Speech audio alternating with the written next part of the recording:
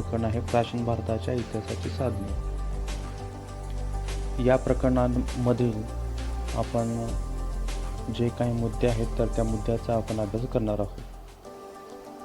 प्राचीन भारताच्या इतिहासाची साधने याची व्याख्या अगोदर आपण पाहूया आणि त्याच्यानंतर मग त्याचे जे पडणारे प्रकार आहेत तर त्या प्रकाराविषयी आपण माहिती घेऊ. तर सर्वप्रथम व्याख्या.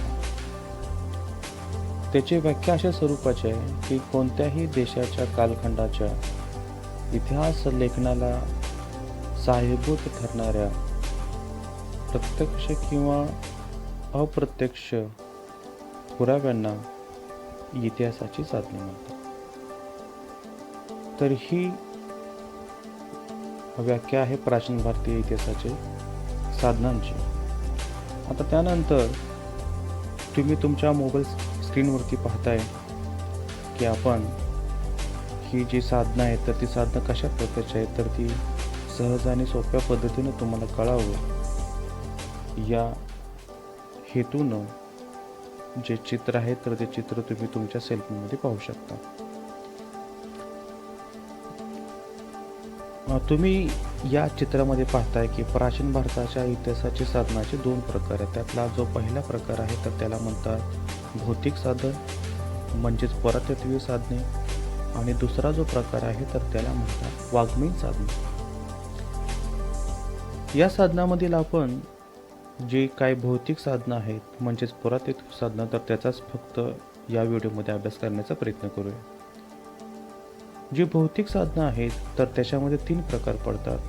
तर त्याच्यामध्ये पहिला आहे आलेख, दुसरा आहे नाणी आणि तिसरं आहे उत्खलित साधनं म्हणजे ज्याला आपण म्हणतो की पुरातत्वीय साधनं. तर आलेखामध्ये 3 प्रकार पडतात. तर त्याच्यामध्ये पहिला आहे शिलालेख, दुसरा आहे स्तंभालेख आणि तिसरा आहे ताम्रपट. जो भाग आहे स्तंभालेखाचा तर स्तंभालेखामध्ये पुन्हा 2 प्रकार पडतात. त्याच्यामध्ये पहिला आहे मार्गदर्शनपद आणि दुसरा आहे स्तुतीपद, त्याला प्रशस्ती सुद्धा म्हणतात. तर आजच्या या व्हिडिओमध्ये आपण आलेख हा जो भौतिक साधनाचा प्रकार आहे तर त्याच्याविषयीच माहिती घेण्याचा प्रयत्न करूया. तर आलेख म्हणजे काय तर आलेख म्हणजे काय तर त्या अगोदर आपण समजून घेऊ. तर आलेखाची सुरुवात झाली कशी यासाठी आपणाला मौर्य जे काही सम्राट होते तर त्यांच्या कालखंडाविषयी माहिती घ्यावी लागेल. त्याच्यामध्ये सम्राट अशोक जो राजा होता तर त्यांनी सर्वप्रथम आलेख लिहिण्यास त्या ठिकाणी सुरुवात केली. आता सम्राट अशोकाने जे काही आलेख होते तर ती आलेख लिहायला सुरुवात का केली तर त्याचे काही कारण आहेत. त्यातलं काही एक महत्त्वाचं कारण आपण त्या ठिकाणी सांगू शकतो की पुढची जी येणारी पिढी आहे तर त्यांना त्या राजाविषयीची माहिती कळावी. म्हणजेच एखादा राजा असेल तर त्यानं दिलेले दानधर्म असेल, त्याने केलेले पराक्रम असतील किंवा त्याने केलेल्या सूचना असतील तर त्या लोकांपर्यंत पोहोचाव्या यासाठी हे जे आलेख आहेत तर ते आलेखाचं निर्माण त्या ठिकाणी केलं गेलं. आता हे जे आलेख आहेत तर त्याचे काही प्रकार पडतात. तर त्याच्यामध्ये पहिला आपण त्या ठिकाणी पाहूया त्याचं नाव आहे शिलालेख. तुम्ही तुमच्या मोबाईल स्क्रीनवरती पाहताय की शिलालेख जे आहे तर ते शिलालेखाचं चित्र तुम्ही या स्क्रीनवरती पाहताय. तर एक प्रचंड दगडाच्या किंवा आपण त्या ठिकाणी सांगू शकतो की गुहेच्या भिंतीवरती जे लेख लिहिले जायचे तर त्यालाच शिलालेख असं म्हणतात. हे जे शिलालेख आहेत तर ते आपल्या भारतामध्ये मोठ्या प्रमाणामध्ये मिळतात. या शिलालेखाचे जर आपण माहिती सांगायची म्हटली किंवा आपण त्या ठिकाणी म्हणू की एक म्हणजे उदाहरणार्थ सांगायचं म्हटलं तर आपण सांगू शकू की हाती गुंफा येथील जो शिलालेख आहे तर त्याच्यामध्ये कलिंगचा राजा खारवेलची आपल्याला माहिती मिळते. त्याचप्रमाणे महाराष्ट्राचा जर समजा आपण विचार केला तर महाराष्ट्रामध्ये पुणे जिल्हा आहे आणि पुणे जिल्ह्यामध्ये जुन्नर नावाचा तालुका आहे आणि तिथं नाणेघाट आहे. या नाणेघाटामध्ये जो आलेख आहे तर त्याच्यावरून 7 वनराजाची माहिती मिळते. म्हणजे सांगायचा उद्देश काय आहे की अशा स्वरूपाचे शिलालेख आपणाला भारताच्या बहुतांशी भागामध्ये आपल्याला त्या ठिकाणी दिसून येतात. तर हा झाला पहिला मुद्दा कोणता, तर शिलालेख.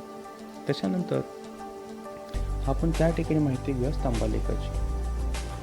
शिलालेखाचाच पुढचा भाग तर त्याला म्हणतात स्तंभालेख. म्हणजेच पूर्वीच्या कालखंडामध्ये गुहेच्या भिंती वगैरे सापडायचं ज्यावेळेस प्रमाण कमी आलं, त्यावेळेस मानवानं काय केलं तर एक छोट्याशा दगडाला घासून गुळगुळीत करून त्याच्यावरती काही सूचना असतील किंवा राजाने दिलेल्या काही आज्ञा असतील तर त्या लिहायला सुरुवात केल्या. असे जे गुळगुळीत चपटे दगड होते तर त्याला त्या ठिकाणी स्तंभालेख असं म्हणतात. तुम्ही पाहू शकता तुमच्या स्क्रीनवरती सम्राट अशोकाचा तो एक स्तंभालेख आहे. लक्षात याच्याविषयी आणखी म्हणजे माहिती सांगायची म्हटली तर आपण सांगू शकतो की सिंधू पासून ते म्हैसूरपर्यंत सम्राट अशोकाचे शिलालेख म्हणजे आपल्याला त्या ठिकाणी मिळतात आणि त्याच्यामध्ये सामाजिक, राजकीय, धार्मिक अशा स्वरूपाची माहिती मिळते. तर हे झाले स्तंभालेख. त्याच्यानंतर आपण त्या ठिकाणी माहिती पाहूया की ताम्रपटाची.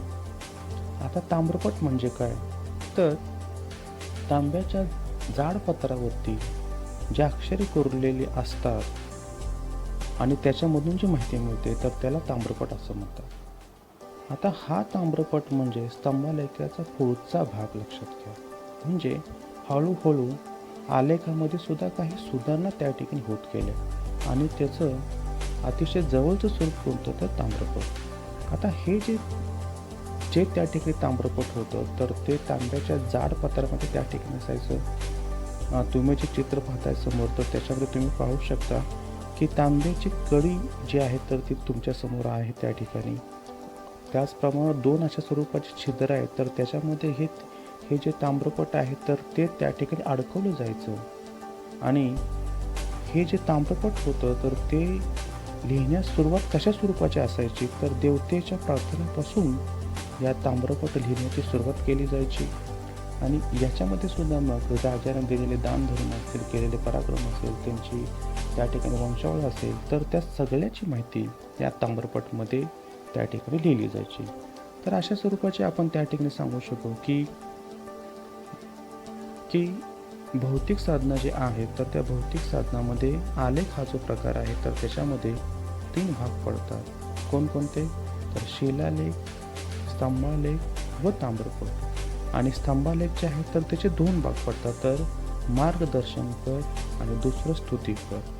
आता स्तंभालेखाचे जे 2 भाग पडतात तर त्याच्यामध्ये पहिले जे आहे तर ते आहे मार्गदर्शनपर. म्हणजेच काय, तर राजानं प्रजेसाठी काही मार्गदर्शनपर सूचना दिल्या असतील तर त्याला म्हणतात मार्गदर्शनपर स्तंभालेख. आणि स्तुतीपर म्हणजे काय, म्हणजे प्रशस्ती म्हणजे काय, तर राजाविषयी जे काय कौतुक केलेलं असेल स्तुतीपर तर त्याला म्हणतात स्तुतीपर स्तंभालेख.